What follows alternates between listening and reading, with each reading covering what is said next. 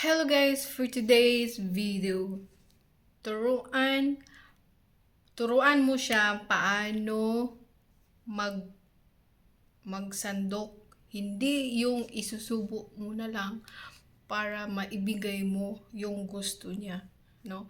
So, in the short, for short, guys, if ever ang sakto na magturo, guys, turuan yung sakto na magturo, yung talagang tuturuan mo siya, yung ang sakto talaga na magtulong, guys, ang sakto talaga na magtulong sa isang tao is turuan mo siya paano kumita ng pera. Hindi yung bigay ka na lang, pwede magbigay once, twice, or at the rest. So, pwede mo na siyang turuan paano maghanap ng pera. Kung i-realize mo sa kanya kung paano ba talaga kumita ng pera, mahirap ba? Or sayon ra ba maghanap ng pera?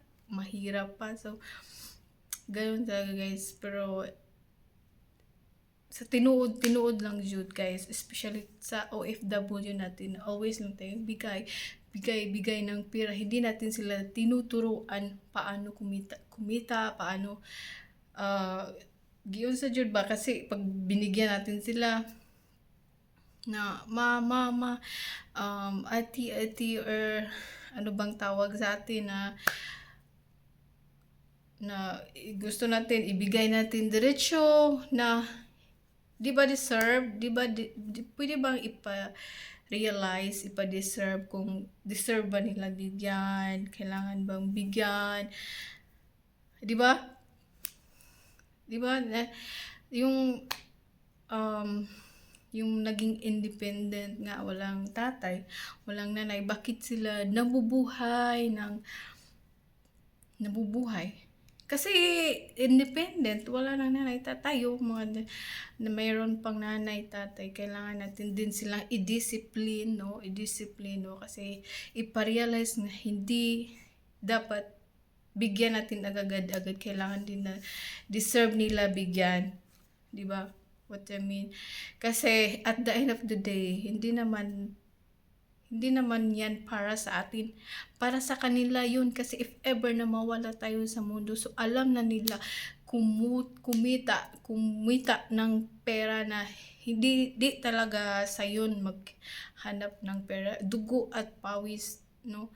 Kasi hindi naman tayo always forever dito sa mundo. So kailangan talaga turuan natin sila, discipline na ganito, ganyan. Hindi easy money, walang easy money. Kung gusto mo ng easy money, it's up to you. Kung anong easy money man yan. Kung kailangan nating maging independent, So gawin natin ang narapat. Kung may pera man tayo, so okay, i-invest natin, padamihan natin, hindi yung nauubos na agad, yung gala dito, gala doon, McDo dito, McDo noon, mga ganun, luho dito, luho doon. So ganun, i-discipline natin yung mga anak natin or mga kapatid natin na ganito. Kailangan, di ba, alam naman maghanap ng pera, mahirap kumita ng pera. So kailangan ganun din kayo. So ayun, that's all for today's vlog. Thank you.